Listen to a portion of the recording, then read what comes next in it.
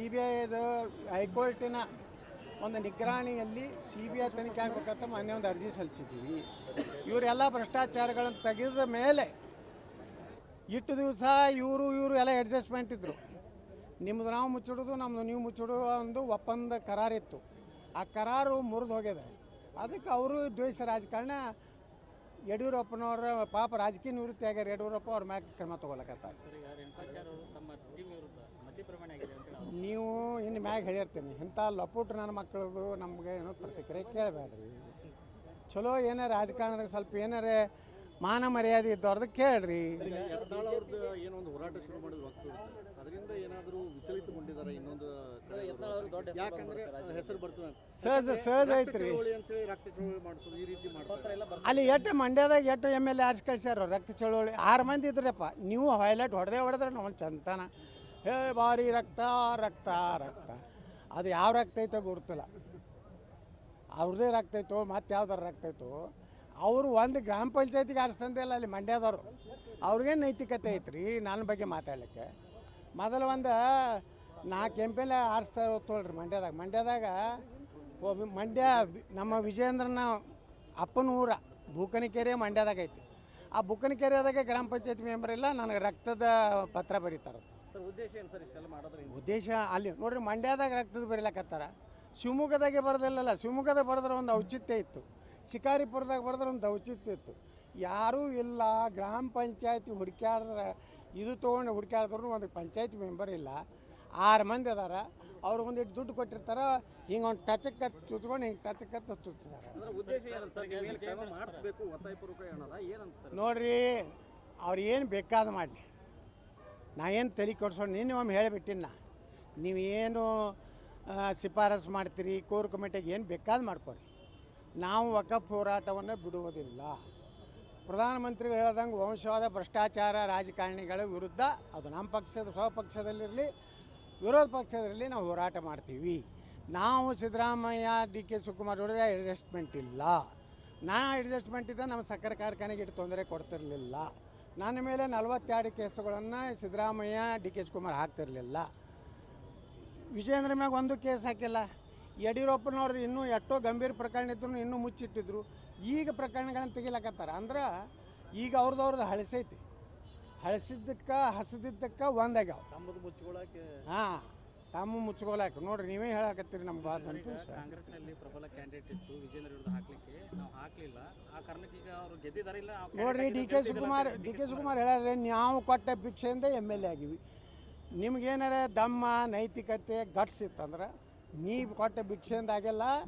ದಮ್ ಐತೆ ನನ್ನ ಬಳಿ. ಇನ್ನೊಮ್ಮೆ ನಾನು ರಾಜೀನಾಮೆ ಕೊಟ್ಟು ಇನ್ನೊಮ್ಮೆ ಆರಿಸಿ ಬರ್ತೀನಿ. ಯಾರು ಬೇಕಾದ ಕ್ಯಾಂಡಿಡೇಟ್ ಹಾಕತ್ತೆ ಅವತ್ತೇ ಹೇಳಿಕೆ ಕೊಡಬೇಕಾಗಿತ್ತು.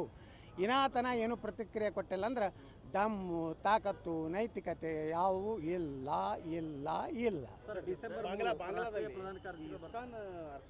ನೋಡಿ, ಹಿಂದೂಗಳ ಮೇಲೆ ಬಾಂಗ್ಲಾದಲ್ಲಿ ಭಾಳ ಗಂಭೀರವಾಗಿ ಆಗ್ತಾಯಿದೆ. ನಾವು ಇಲ್ಲಿ ದೇಶನಾಗ ಒಂದು ಮಾನವ ಹಕ್ಕು ಆಯೋಗ ಐತೆ. ಒಂದು ಅವ್ರೇನು ಕತ್ತಿ ಕಾಲಕತ್ತಾರ. ವಿಶ್ವದ ಒಂದು ಮಾನವ ಹಕ್ಕು ಐತಿ, ವಿಶ್ವಸಂಸ್ಥೆ ಐತಿ. ಇವತ್ತು ನಮ್ಮ ಹಿಂದೂಗಳ ಮೇಲೆ, ಕ್ರಿಶ್ಚಿಯನ್ರ ಮೇಲೆ, ಅಲ್ಪಸಂಖ್ಯಾತರ ಮೇಲೆ ಬಾಂಗ್ಲಾದಲ್ಲಿ ಏನು ಇದು ಆಗ್ಲಕತ್ತೈತೆ. ಅದಕ್ಕೆ ಯಾವುದೇ ರೀತಿ ಇವತ್ತು ಸರ್ಕಾರ ಅಲ್ಲಿದು ಇದು ಆಗ್ತಾಯಿದೆ. ಅದಕ್ಕೆ ಬಾಂಗ್ಲಾಕ್ಕೆ ಕೊಡುವಂಥ ಎಲ್ಲ ನೆರವುಗಳನ್ನು, ಎಲ್ಲ ಸಹಾಯವನ್ನು ಭಾರತ ಬಂದ್ ಮಾಡ್ಬೇಕಂತ ನಾ ಆಗ್ರಹ ಮಾಡ್ತೇನೆ. ಚಂದ್ರಶೇಖರ ಸ್ವಾಮೀಜಿ ವಿರುದ್ಧ ಈಗ ಅವರು ಬಂಧನ ವರಿಷ್ಠ ಅಂದ್ರೆ ಚಂದ್ರಶೇಖರ ಸ್ವಾಮೀಜಿ ತಪ್ಪದು. ಯಾಕಂದ್ರೆ ಒಕ್ಕಲಿಗ ಸ್ವಾಮೀಜಿಯವರು ಅವರಿಗೆ ಇವ್ರೇನು ದೇಶದ ಅನ್ನ ತಿಂದು ನೀರು ಕುಡಿದು ಪಾಕಿಸ್ತಾನ ಹುಟ್ಟದಂಗೆ ಮಾತಾಡ್ತಾರಲ್ಲ, ಅದಕ್ಕೆ ಅವ್ರು ಹೇಳಿದ್ದಾರೆ. ಬಾಬಾ ಸಾಹೇಬ್ ಅಂಬೇಡ್ಕರ್ ಈಗ ಪಾಕಿಸ್ತಾನದಾಗ ಮತದಾನ ಹಾಕೈತೇನ್ರಿ ಹಿಂದೂಗಳಿಗೆ ಕ್ರಿಶ್ಚಿಯನ್ರಿಗೆ ಪಾಕಿಸ್ತಾನದಲ್ಲಿಲ್ಲ, ಅಫ್ಘಾನಿಸ್ತಾನದಲ್ಲಿಲ್ಲ.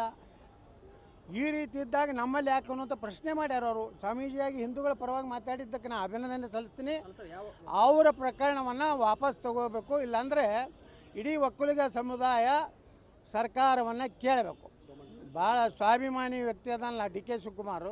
ಮಾತಾಡಲಿ. ಇವತ್ತು ಒಕ್ಕಲಿಗರ ಒಬ್ಬ ಸ್ವಾಮಿಗಳ ಬಗ್ಗೆ ಇವತ್ತು ಕೇಸ್ ಹಾಕ್ಯಾರ. ಇದ್ರ ಬಗ್ಗೆ ಏನೋ ಒಕ್ಕಲಿಗ ಸಮಾಜದ ಅವರೇ ಲೀಡರ್ ಆಗಿ ಕೂಡ ಅವರೇ ಹೇಳ್ತಾ ಇದ್ದಾರೆ, ಇಲ್ಲ ಸ್ವಾಮೀಜಿಗಳ ಆ ರೀತಿ ರಾಜಕೀಯದಲ್ಲಿ ಒಂದು ಹೊಂದಾಣಿಕೆ ತಾವು ಓಟ್ ಬೀಳಕ್ಕೆ ರಾಜಕೀಯ ತಳಿ ಶಾಲಾ ಹಾರ ಒಯ್ದು ಇಲೆಕ್ಷನ್ದಾಗ ಕೊಟ್ಟು ನಮ್ಮ ಪರವಾಗಿ ಆಶೀರ್ವಾದ ಮಾಡಿರಿ ಗುರುಗಳ ನಮ್ಮ ಸಮಾಜಕ್ಕೆ ಹೇಳ್ರಿ ತೀವ್ರ ಹೋಗ್ತಾರೆ ಇಲ್ರಿ.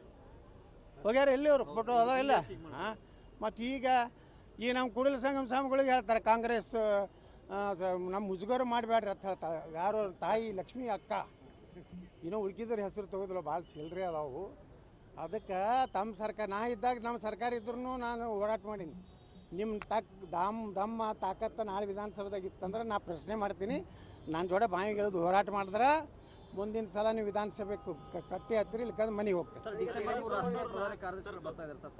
ಬರಲಿಲ್ಲ ನಾ ಯಾರಿಗೂ ಭೇಟಿ ಆಗೋದಿಲ್ಲ ಏನೂ ಇಲ್ಲ ಸರ್ಕಾರ ಬಲ್ಲಿ ಇಂಟೆಲಿಜೆನ್ಸ್ ಇದೆ ಕೇಂದ್ರ ಸರ್ಕಾರ ಬಲ್ಲಿ ಭ್ರಷ್ಟಾಚಾರ ಯಾರ್ಯಾರು ಮಾಡ್ಯಾರ ಯಾರ್ದು ಮುಖ್ಯಮಂತ್ರಿ ಡುಪ್ಲಿಕೇಟ್ ಸಹಿ ಮಾಡಿ ಅವ್ರ ಅಪ್ಪನ್ನೇ ಜೈಲಿಗೆ ಕಳಿಸ್ಯಾರ ಯಾರು ಅನ್ನೋದನ್ನು ಹೈಕಮಾಂಡಿಗೆ ಗೊತ್ತಿದೆ ವಂಶವಾದ ಮತ್ತು ಭ್ರಷ್ಟಾಚಾರ ವಿರುದ್ಧ ಅಂತೇಳಿ ನಮ್ಮ ಪ್ರಧಾನಮಂತ್ರಿಗಳ್ಯಾರ ಅದಕ್ಕೆ ಸಂಪೂರ್ಣ ಬೆಂಬಲ ಇದೆ ನಾ ಪ್ರಧಾನಮಂತ್ರಿಗಳ ಆಗ್ರಹ ಮಾಡ್ತೀನಿ ಈ ವಂಶವಾದ ಭ್ರಷ್ಟಾಚಾರದ ವ್ಯಕ್ತಿನ ತಕ್ಷಣ ಕಿತ್ತೊಗಿಬೇಕಂತ ಆದೇಶ ನಾವು ನೋಡ್ರಿ ನಮ್ಮ ಇಡೀ ಗುಂಪಿಗೆ ಕರೆದ್ರೆ ಹೋಗ್ತೀನಿ ಎಲ್ಲರೂ ಯತ್ನಾಳ್ ಒಬ್ಬನೇ ಕರೆದು ಒಳಗೆ ಕೂರಿಸಿ ಯತ್ನಾಳಿಗೆ ಮುಂದೆ ಆಸೆ ಹಚ್ಚಿವಿ ಪ್ರಧಾನಮಂತ್ರಿ ಮಾಡ್ತೀವಿ ಅಂತ ಹೇಳಿ ಸುಳ್ಳು ಏನಾರು ಹೇಳಿದ್ರು ನಾನು ಕೇಳೋದಿಲ್ಲ ನನಗೇನು ಅಧ್ಯಕ್ಷ ಆಗೋದು ಮುಖ್ಯಮಂತ್ರಿ ಆಗೋದು ಹುಚ್ಚಿಲ್ಲ ಆದರೆ ಪಕ್ಷಕ್ಕೆ ಒಳ್ಳೇದಾಗ್ದಕ್ಕೆ ಮಾಡ್ಲಾಕತ್ತೀನಿ ಇಲ್ಲ ನಾವು ಆ್ಯಕ್ಷನ್ ತೊಗೋತೀವಿ ಅಂದ್ರೆ ಅವ್ರಿಗೆ ಅಧಿಕಾರ ಐತೆ ಅವ್ರು ಮಾಡ್ಬೋದು ಸೋಮಣ್ಣ ಅವ್ರನ್ನೇ ಹೊಂದಾಣಿಕೆ ಕರ್ಕೊಂಡ್ಬರ್ತಾರೆ ಅಂತ ಹೇಳಿ ನೋಡ್ರಿ ನಾವು ಕರ್ಕೊಂಡು ಬರಲಿ ಸೋಮಣ್ಣವ್ರು ಕರ್ಕೊಂಡು ಏನು ಬ್ಯಾಡತ್ತೀವಿ ಸೋಮಣ್ಣವ್ರು ಬಂದರು ಈ ಉತ್ತರ ಕರ್ನಾಟಕ ನಮ್ದು ಬೇಕೇ ಅಲ್ಲ ಸಹಾಯ ಏನು ವಿಜೇಂದ್ರ ಮ್ಯಾಗ ಸೋಮಣ್ಣ ಮಾಡ್ತಾರೇನು ಸೋಮಣ್ಣನ ಕೆಡೋಲಾಕಿ ಇಡೀ ಅಪ್ಪ ಮಕ್ಕಳೇ ಎಷ್ಟು ದುಡ್ಡು ಕಳಿಸ್ಯಾರ ಅವ್ರಿಗೆ ಸೋಮಣ್ಣವ್ರು ಹೇಳ್ಯಾರಲ್ಲ ಅವ್ರಿಗೆ ಕೇಳ್ರಿ ನೀವು ನಿಮ್ಮನ್ನು ತುಮಕೂರು ಲೋಕಸಭಾದಾಗ ಸೋಲಿಸಲಿಕ್ಕೆ ಎಷ್ಟು ದುಡ್ಡನ್ನು ವಿಜೇಂದ್ರ ಯಡಿಯೂರಪ್ಪ ಕೊಟ್ಟು ಕಳಿಸಿದ್ರು ಅನ್ನೋಂಥದ್ದನ್ನು ಸೋಮಣ್ಣವರೇ ಹೇಳ್ಯಾರ ಅವ್ರಿಗೆ ಇನ್ನೊಮ್ಮೆ ಪುನರುಚ್ಚಿಸ್ತೀನಿ ಅವ್ರ ಮ್ಯಾಗ ನಿಮ್ಮ ಕರ್ಮ ಏನು ನೀವು ಅಧ್ಯಕ್ಷ ಆಗಿ ಬಂದ್ರೆ ತಿಳ್ಕೊ ಅವ್ರ ಮ್ಯಾಗ ಏನು ಕರ್ಮ ತೊಗೋತಾರೆ ಅದನ್ನು ನಾ ಪ್ರಶ್ನೆ ಮಾಡ್ತೀನಿ ಅದು ಬೇಕಾದ್ ಮಾಡ್ರಿ ಬಿಡ್ರಿ ಅದು ಅಂತ ಅವ್ರ ಅಪ್ಪನಂತ ರ್ಯಾಲಿ ಮಾಡ್ತೀವಿ ಸುಮ್ಕೊಂಡ್ರಿ ನೋಡ್ರಿ